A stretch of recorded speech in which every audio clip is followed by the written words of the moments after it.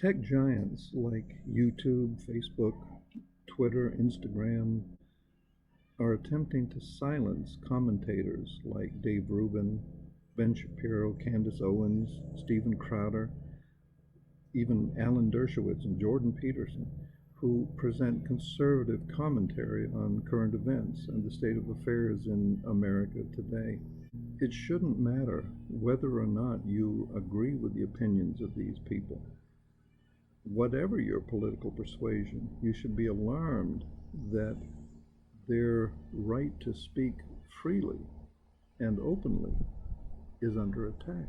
They present information that the general public can't access elsewhere. In fact, is censored or selectively edited in support of a particular narrative on mainstream media, and perhaps more importantly on these social platforms, all of which are owned and operated by left-wing oligarchs in California.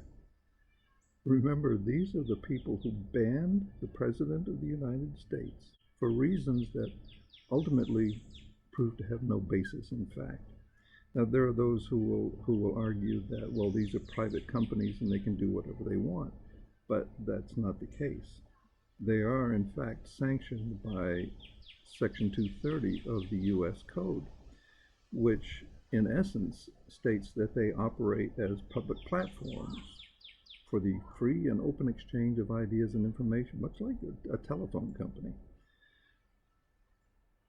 And they have no editorial control over the content. However, since they do exercise editorial control through this censorship, then they cease to be a public platform and instead become publishers. As such, they should have no protection from legal action, from lawsuits. I'd like to speak to Stephen and Dave and the rest of these remarkable patriots who, though unjustly vilified and censured and subject to public ridicule and abuse, continue to boldly state the conservative, libertarian point of view, as well as evidence that's unavailable elsewhere. At Valley Forge, George Washington had no hope of carrying off a successful revolution against what was at the time the most powerful nation that had ever existed on the face of the planet. His situation was dismal. His troops were starving and abandoning in droves, often because they had to tend to their fields or protect their homes, protect their families.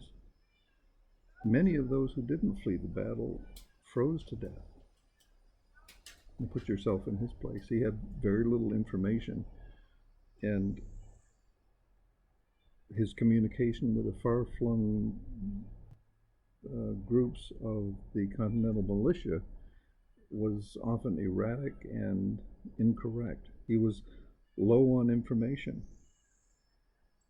He was driven to risk everything on a single, desperate, militarily insane act, born of utter desperation.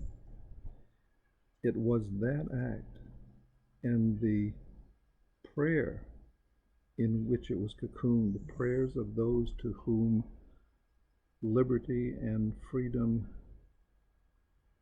meant everything and was worth any sacrifice, that accomplished the impossible. He won. And so will you. You are our George Washington.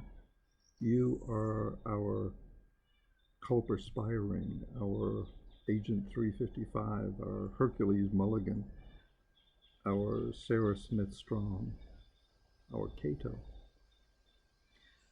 Continue running toward the battle. This is Valley Forge, but tomorrow is Independence Day. God bless you, and thanks.